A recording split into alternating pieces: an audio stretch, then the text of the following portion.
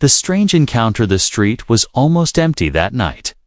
A thin fog wrapped around the small town, making everything look strange and quiet. Streetlights glowed weakly, their yellow light flickering like they were tired.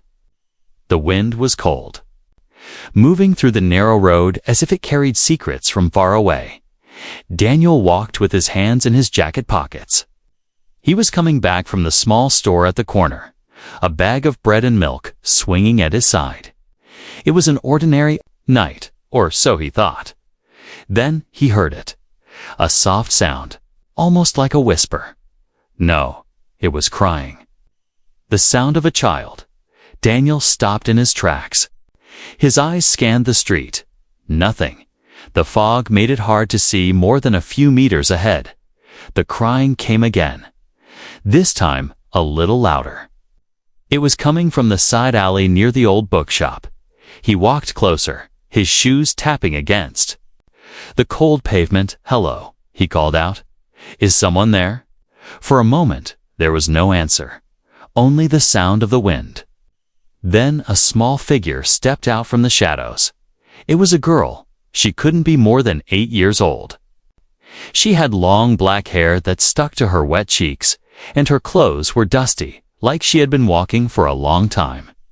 Around her neck, a strange pendant glowed faintly, a soft blue light that pulsed slowly, like a heartbeat. Daniel's first thought was that she might be lost, but there was something different about her. "Hey," he said gently, kneeling down so he was at her eye level.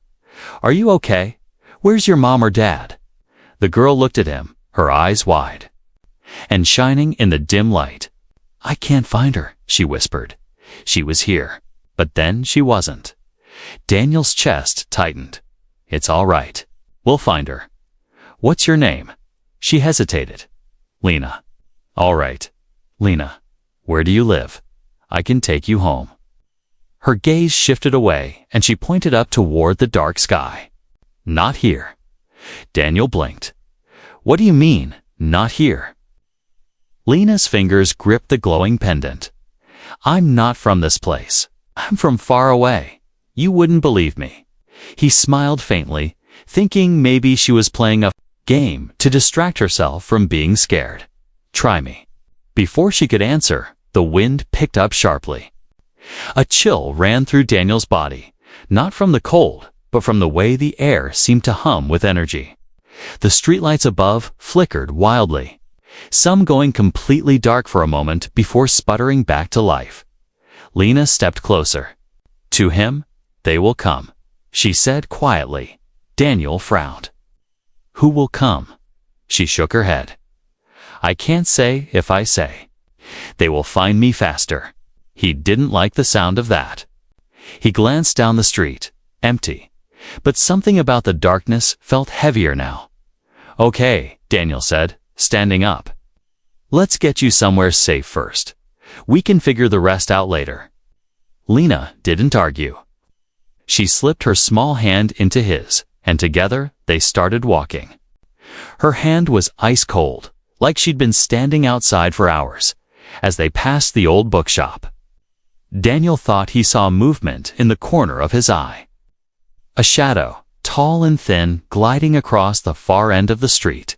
He stopped, his heart beating faster. Nothing was there. The fog swirled quietly. He told himself it was just his imagination, but he didn't let go of Lena's hand. They walked quickly. The sound of their footsteps echoed off the empty walls. But behind them, there was another sound, soft, almost silent, like something was following, matching their pace. Daniel didn't want to scare the girl, so he didn't look back. Instead, he spoke to distract her. "That's a nice necklace you have. Where did you get it?" Lena looked down at the glowing pendant. "It's not a necklace," she said. "It's a key." "A key to what?" Daniel asked. She hesitated. "Home?" The word hung in the air, heavy and strange. A sudden shiver ran down Daniel's spine. He finally glanced back, and for a split second, he saw it. A figure in the fog, tall, motionless. Watching when he blinked, it was gone. His grip on Lena's hand tightened. "Let's go," he said firmly. They turned the corner toward Daniel's apartment. The fog was thicker now, wrapping around them like a living thing. Lena whispered without looking up, "We have to hurry." "They're close." Daniel didn't ask who. He didn't need to. The fear in her voice told him enough, and just as they reached his building, a shadow slid across the street behind them, too fast to be human. Daniel didn't look back this time. He just unlocked the door and pulled her inside. Somewhere in the darkness outside, something waited, watching. And the night had only just begun. The warning signs. Daniel's apartment was small, just a single bedroom, a small living area, and a kitchen that could barely fit 2 people. But tonight, it felt safer than the foggy streets outside. He locked the door twice, then pulled the chain across. The faint hum of the street outside faded, leaving only the sound of Lena's quiet breathing. "You can sit on the couch," Daniel said, setting his bag of groceries on the table. Lena walked slowly, her eyes moving over every corner of the room as if she had never been inside a place like this. She ran her fingers along the arm of the couch, touching the fabric gently. "Do you live alone?" she asked softly. "Yeah," Daniel said. "It's just me." She nodded, almost like she was relieved. Daniel went into the kitchen and poured her a glass of water. When he came back, she was sitting still, the glowing pendant in her hands. The blue light reflected off her face, making her look almost unreal. "Drink this," he said. She took the glass, but didn't drink right away. "Do you believe me?" she asked. Daniel sat down across from her. "About what?" "That I'm not from here." Daniel gave a half smile. "You're a kid." Kids have big imaginations. Her eyes narrowed slightly. "I'm telling the truth. If I were lying, they wouldn't be here." "They?" Daniel asked. She looked toward the window. "The ones who followed us." Daniel glanced outside. The street was empty. Only the dim light of the nearest street lamp cut through the fog. "All right," he said carefully. "How about you tell me where your mother is, and I'll help you find her." Lena lowered her voice. "If I tell you, you'll be in danger too." Daniel leaned back, rubbing his face. This was getting strange. He didn't know if the girl was in shock or if she was just lost in making up stories. Either way, she couldn't stay out there alone. "You can stay here tonight," he said. "Tomorrow, we'll figure things out." For the first time, she smiled, just a little. Daniel gave her a sandwich and turned on the small heater. She ate slowly, as if every bite was something rare. When she finished, she curled up on the couch. Holding the pendant close to her chest, Daniel turned off the lights except for the small lamp near the kitchen. He went to his bedroom, leaving the door slightly open so he could hear if she needed him. For a while, everything was quiet. Then, it started. A faint tap against the door. Daniel opened his eyes. He stayed still, listening. Another tap. Like something hard was gently knocking. He sat up and walked quietly to the living room. Lena was sitting upright on the couch, her eyes wide. "They're here," she whispered. Daniel held a finger to his lips and moved toward the door. He peered through the peephole. Nothing. But the knocking came again, 3 slow taps. He swallowed. "Probably just the wind," he said, though he didn't believe it.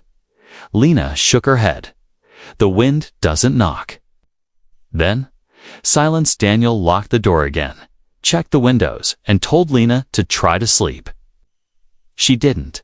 She sat, clutching the pendant until the faint light from outside began to fade into the black of night. Hours passed. Daniel eventually drifted off in the chair beside her.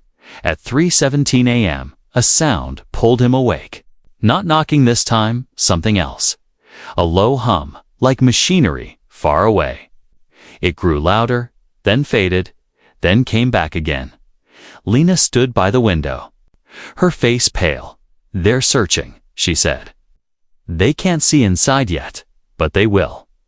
Daniel's skin prickled. Searching for what? She turned toward him.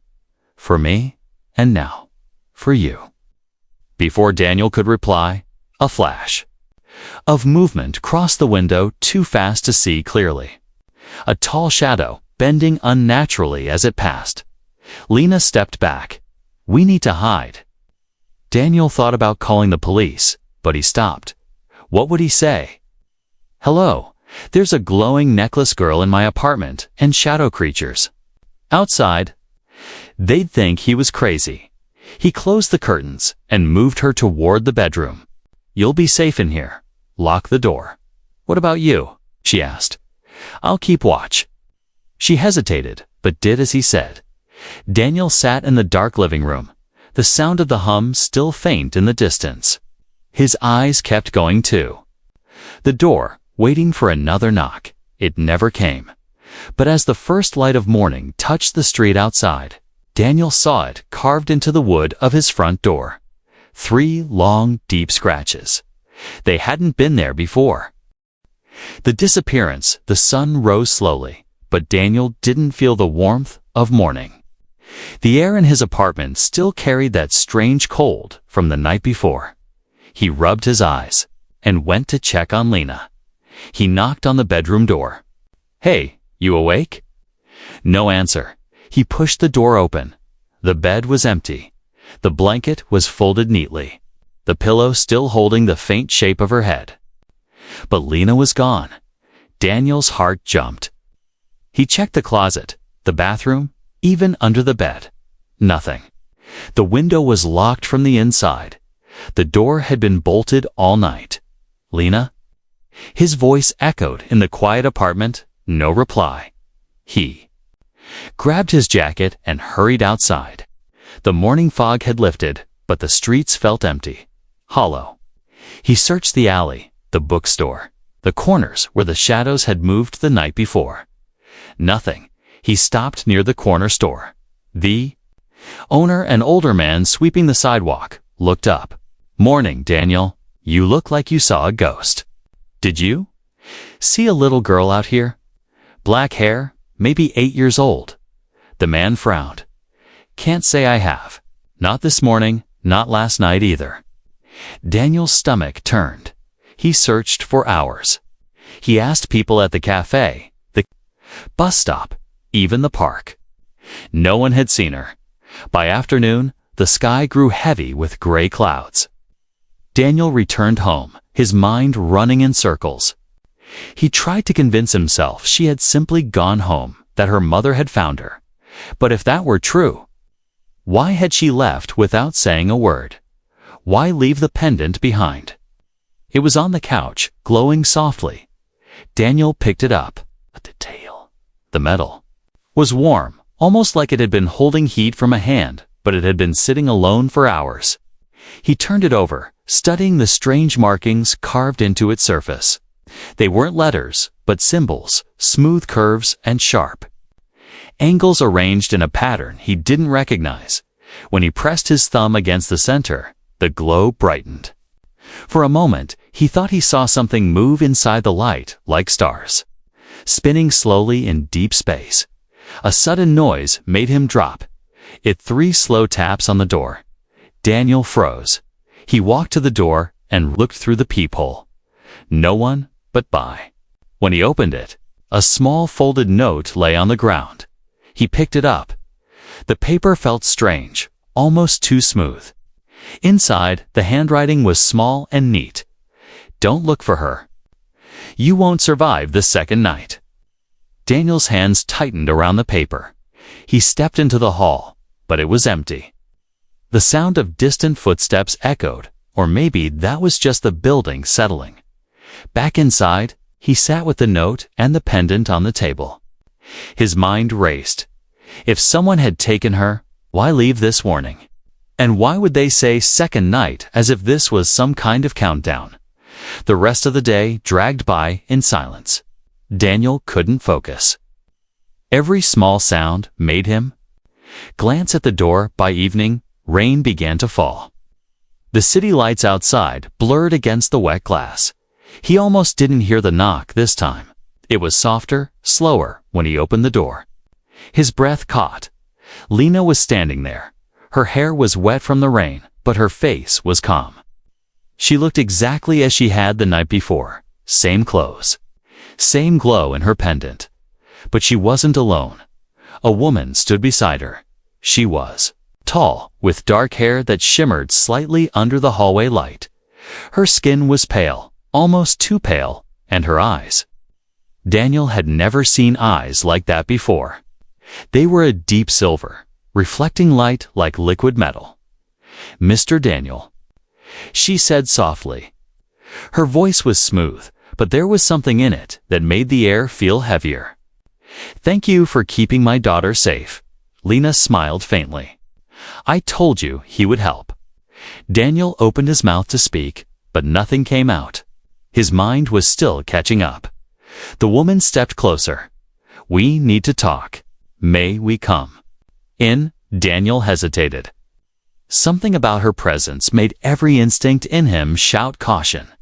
But Lena was here, alive and unharmed. He stepped aside. "Yeah, come in." The woman walked in with quiet grace, her eyes scanning the room in a way that felt calculated. She didn't look curious. She looked like she was checking for danger. Lena sat on the couch as if nothing had happened. The pendant glowed brighter now. And Daniel noticed the woman wore a similar one, except hers was black, with a faint red light. The woman turned to him. "You don't know what you've stepped into, Daniel. But now that you've touched the pendant, you can't go back." Daniel frowned. "What are you talking about?" She glanced toward the window, then back at him. Her voice dropped to a whisper. "They will come again tonight." The mother's plea. Daniel stood frozen. The woman's silver eyes didn't blink as she studied him.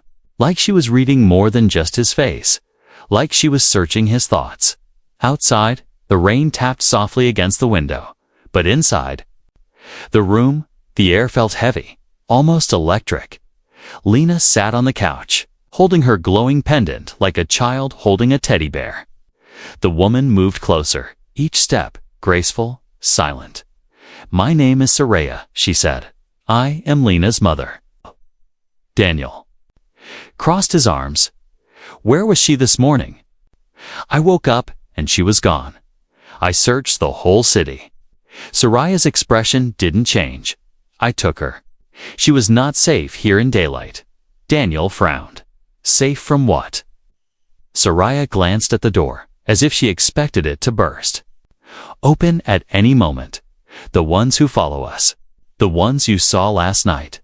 You call them shadows. They are not shadows." Daniel remembered the tall, thin figure in the fog, the scratches on his door, the humming in the night. His stomach tightened. "I don't understand," he said. "Why me? Why bring her here at all?" Soraya stepped closer, lowering her voice. "Because you touched the key." Daniel looked at Lena's pendant. "The necklace?" Soraya shook her head. "It is not a necklace. It is a gate lock. It keeps a door closed, a door to my world." Daniel almost laughed, but the way her silver eyes locked on him made the words die in his throat. "My world is not far in distance," Soraya continued. "'Tis far in direction, a place your kind cannot see unless the gate is open. There is no time for you to understand fully, only to accept that danger is already here." Daniel tried to process her words. "It's so dangerous, then why come here at all?" Soraya looked at Lena, her voice softening. "Because they took everything from us. My home, my family, my husband." She paused. "And if they take Lena, I will have nothing left." Lena's small voice broke the silence. "They almost found us last night." Daniel turned to her. "Then why are you here now? Wouldn't it be safer somewhere far away?" Soraya stepped forward until she was only a foot from him. "There is only one way we can remain here without being taken. I must bond with someone from this world." Someone who has touched the key. Someone they cannot remove without breaking their own laws. Daniel blinked. You mean me? Yes. Her voice was calm but firm. I am asking you to marry me. Daniel stared at her. He expected her to laugh, to say it was a joke. But her face was stone. You don't even know me, he said.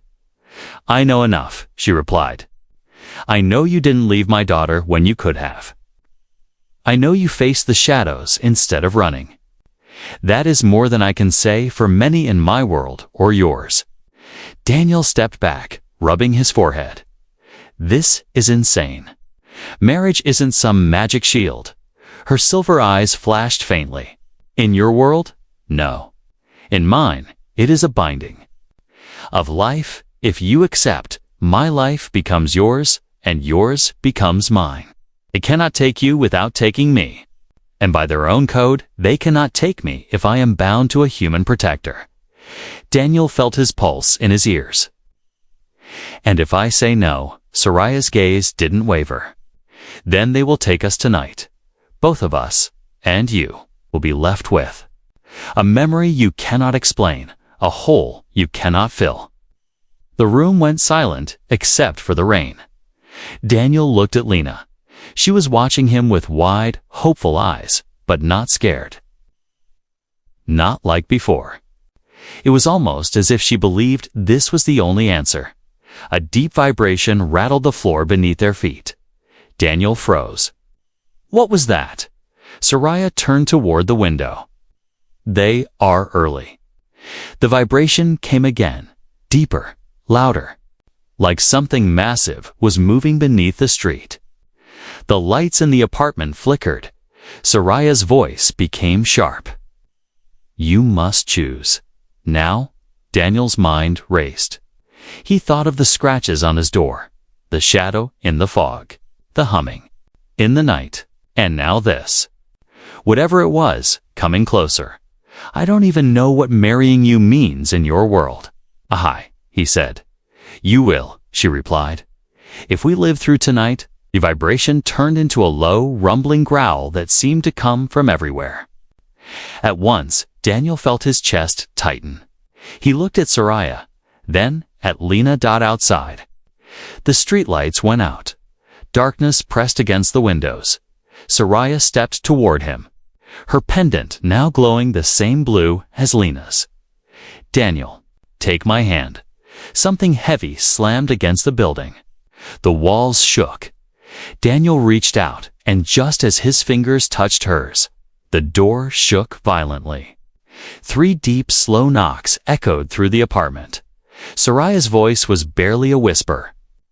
It has begun. The truth revealed, the door shuddered again.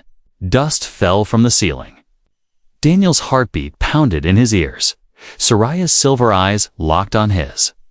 If you want to live, you must understand who they are, and why they will not stop.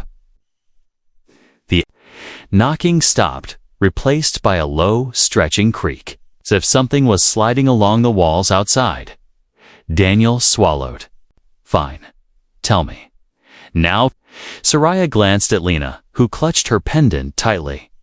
The soft blue glow lit her small face. My people, Soraya began, were the first to walk through the gates between worlds. The gates were not doors like, you know them? They were bridges of light carved into the very air. But we were not alone out there. We found others. Some were like us. Some were worse. The floor vibrated under Daniel's feet. He could almost hear something breathing. Outside the walls, they called themselves the Hollow Ones, Soraya continued. Once, they were alive. But they gave up their bodies to become shadows. They feed on energy, not just the kind that runs your machines, but the kind that runs you, your life, your soul. Daniel felt cold crawl across his skin. They're after you, because I carry the last key, she said, tapping the glowing pendant around Lena's neck. It holds the location of the Sky Gate, the only remaining path to my home. If they take it, they will pour into your world, and there will be nothing left here to stop them. Daniel stared at Lena. You gave it to her? She is the only one they cannot sense directly, Soraya said. Her presence hides the key signal until last night when she activated it by accident. The realization hit Daniel. That's why they found you. Soraya nodded. And why I brought her to you. Once you touched the key, it marked you. Now, we are connected. The Hollow Ones cannot take it without taking you too. Daniel shook his head. Then why do you need me to marry you? Isn't touching it enough? Deep rumble rolled through the apartment. Something heavy scraped across the outside wall, slow and deliberate. Soraya's voice grew urgent. Touching is a mark. Marriage is a bond. A bond seals us under the old law, one they still fear to break. Without it, they can drain you until you are nothing. With it, they cannot touch us. Not without risking their own unraveling. Daniel laughed, but it wasn't from humor. It was from disbelief. This is insane. You're asking me to tie myself to someone from wherever you're from, just because shadow monsters say so.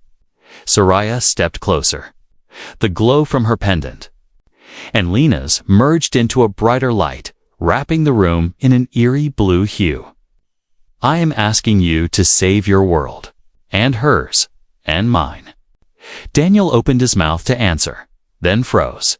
From the window, a black shape pressed against the glass. It was tall, its form stretching unnaturally. The surface of it rippled like oil in water. 2 holes opened in the shaped eyes. Eyes of flesh, but pits of deep nothingness. Daniel's breath caught. He couldn't move. The shape leaned closer, and a voice not from outside, but inside his mind, whispered, "Give." The key. Daniel stumbled back, gripping the edge of the table. Soraya stepped in front of him, her pendant burning brighter. "Ellie?" The shadow hissed like steam escaping from metal, then slipped away from the window, vanishing into the rain. Daniel was shaking. What was that? One of their scouts, Soraya said. If it had touched you without the key's protection, you would already be gone. Daniel sat heavily in the chair. Okay. Let's say I believe you. Say I agree to this. Bond. What happens then? Soraya's tone softened. Then, Daniel, you will carry a piece of me, and I will carry a piece of you. You will see what I have seen, and you will be able to walk where no human has walked. Lena spoke for the first time since the shadow left. You'll be like a guardian, not just for me, but for the gate. Daniel rubbed his face. And if I say no, Soraya's silver eyes darkened. Then you won't see another sunrise. The hum began again, the same low vibration Daniel had heard on the first night. But this time, it was louder, heavier. The building trembled. Soraya's head snapped toward the door. They've found the entrance. Daniel stood, his fear mixing with adrenaline. Then maybe you should have started with this story an hour ago. Soraya didn't smile. An hour ago, they were still far away. Now, they are here. The door handle began to turn. Not in a rush, but slowly. Like whoever was outside wanted them to know it could open at any moment. Daniel looked at Soraya. If we do this bond thing, it stops them, for good. She shook her head. No, it only buys us time. Enough to reach the gate and seal it forever. And if we fail? She met his gaze without blinking. Then your world becomes theirs. The door rattled under a heavy blow. Dust rained from the ceiling. Soraya extended her hand. Daniel hesitated for a heartbeat, then grabbed her hand.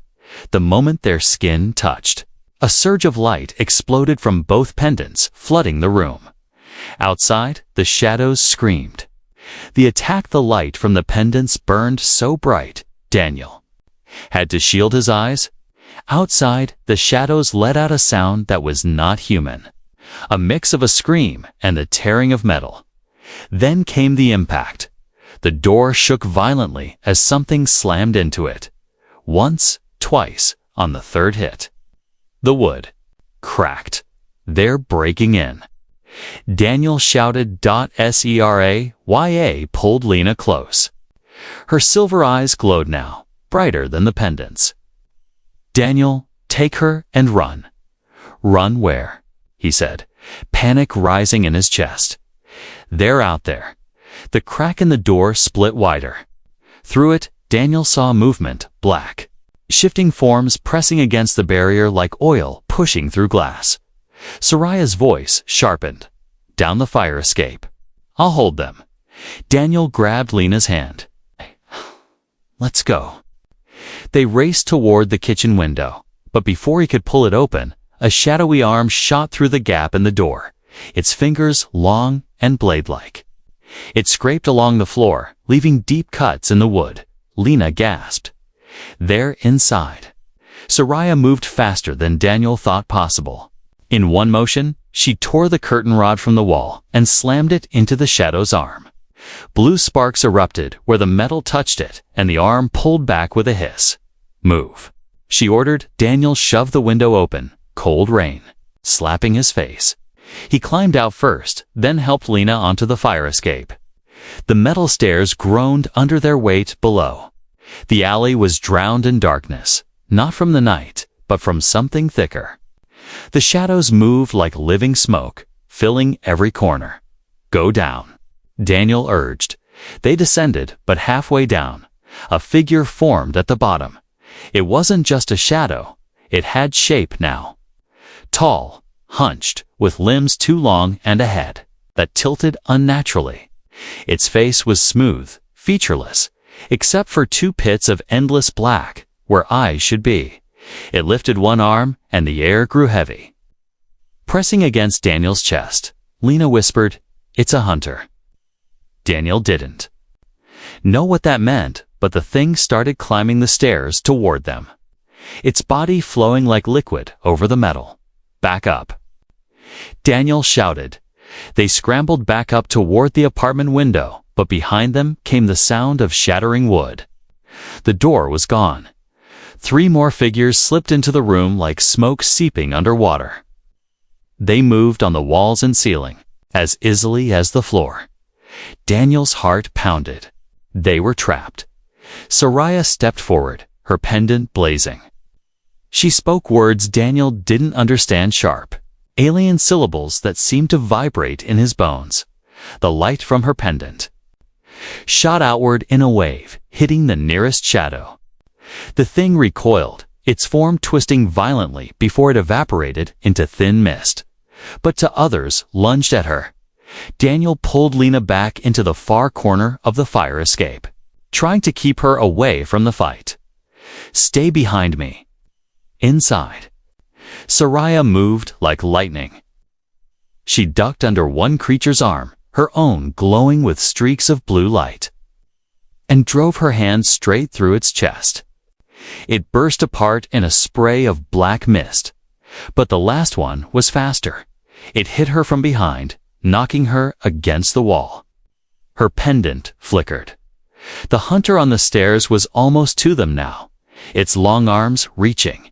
Daniel's instinct screamed to run, but there was nowhere to go. His eyes darted to a rusted pipe along the side of the fire escape. Without thinking, he grabbed it and swung with all his strength. The pipe connected with the hunter's head. A shock went through his arms, and blue sparks danced along the metal. The hunter staggered back, hissing. Daniel didn't wait. He swung again, harder. The creature's body shimmered like it was breaking apart, and then it dissolved into smoke. Breathing hard, Daniel dropped the pipe. I killed it. Lena shook her head. You sent it back. It's not dead. None of them die here. Inside, Soraya slammed the last shadow to the floor. Her hand flared with blue light, and it vanished in an instant. She turned to Daniel, her eyes sharp. We need to move. more will come. Daniel climbed back inside, helping Lena through. Where? The Sky Gate? She said. It's the only safe place left for us now. Lena's voice was small. But it's far. Soraya nodded. Then, we start now. They won't stop hunting us. Daniel glanced at the shattered door, the deep scratches on the floor, the cold wind pushing into the room. If we leave, they'll follow. They'll follow no matter where we go, Soraya replied. But if we reach the gate before dawn, we might seal it. And then, Daniel, this world will be safe. Daniel took a deep breath. All right. Lead the way. Soraya looked at him for a long moment, her silver eyes softer now. You fought for her, she said, glancing at Lena. You're already her protector. Before Daniel could answer, a distant howl rose through the night, not from the street, but from the sky. Soraya's grip tightened on her pendant. We're out of time. And with that, they stepped into the rain-soaked darkness, leaving. The wreck of the apartment behind the choice of the rain fell harder as Daniel, Soraya, and Lena moved through the empty streets. Streetlights flickered, throwing shadows that seemed to stretch unnaturally long. Soraya walked ahead, her glowing pendant casting a faint blue circle around them. Lena stayed close to Daniel, gripping his hand tightly. How far is this Sky Gate? Daniel asked, his voice low. Not far in distance, Soraya said. Far in danger. The words sent a shiver down his spine. They turned a corner and entered an abandoned industrial yard. Rusted metal towers rose like skeletons against the stormy sky. In the center stood a massive circular frame of stone and steel, twice the height of a building. The surface inside the ring shimmered faintly, like heat rising from asphalt. That's it? Daniel asked. Soraya nodded. It's the last gate between our worlds. If we pass through, I can close it forever. Lena looked up at him, Akuna Kana, but once. It's closed. You can't come back. Daniel's chest tightened. I'm not from your world. I wouldn't be going through anyway. Soraya turned to him. You misunderstand. If you bond with me before we pass through, you will share my protection. You will survive the crossing and help me close it from the other side. Without you, they will break through before I can seal it. He stared at her, and if I don't, her silver eyes were unflinching. They will pour into your world, and no one will be able to stop them. Before he could answer, a deep, rolling growl echoed from the far side of the yard. Shapes began to emerge from the shadows, tall, thin, and many. The hollow ones, Lena gasped. They found us. Soraya gripped her pendant. We have minutes, at most. The creatures moved slowly at first, then faster, their bodies sliding over the wet ground like liquid. The air grew colder with every step they took. Daniel's pulse hammered in his ears. All right. Tell me exactly what happens if I say yes. Soraya stepped close, her voice calm but urgent. The bond will tie our lives together. Your strength will become mine and mine. Yours, you will see my world as I see it. You will fight as I fight, and they will fear you.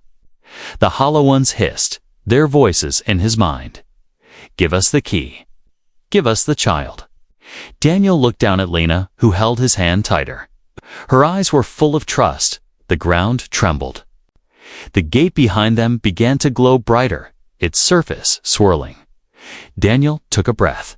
Let's do it. Soraya reached for his hand. The moment they touched, the blue light from their pendants exploded outward, forming a circle around them. Symbols Daniel had never seen before floated in the air, spinning slowly. The hollow ones stopped moving. Their hiss turned into a low, angry roar.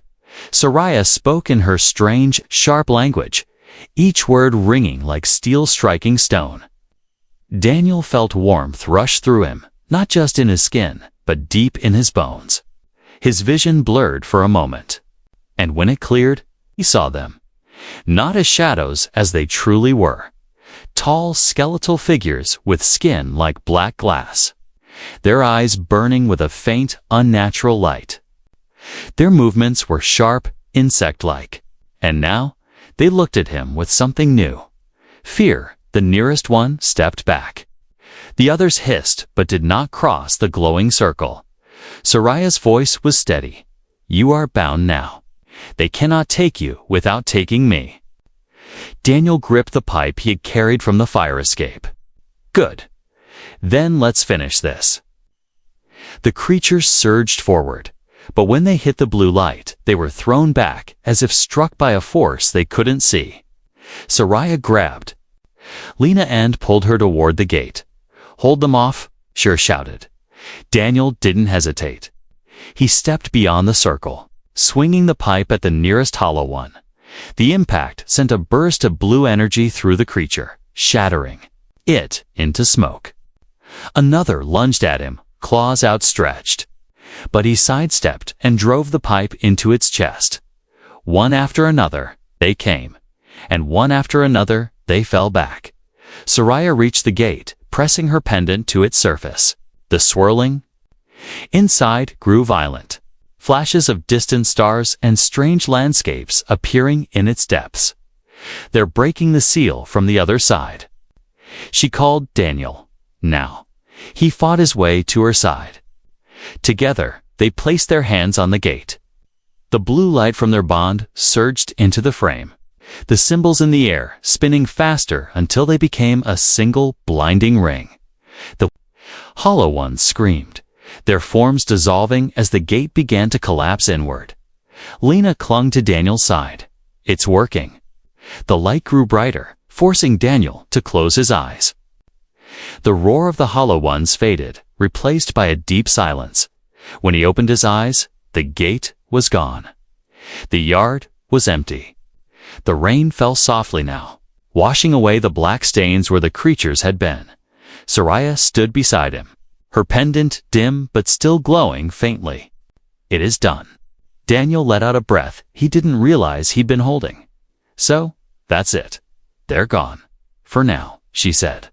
But gates can be built again, and if they are, they'll try once more. Lena smiled at him. But next time, they'll have you. Daniel looked at them both, feeling the bond in his chest like a quiet heartbeat. Yeah, he said softly. They will. The three of them walked away into the night. The rain washing the last traces of the battle from the streets.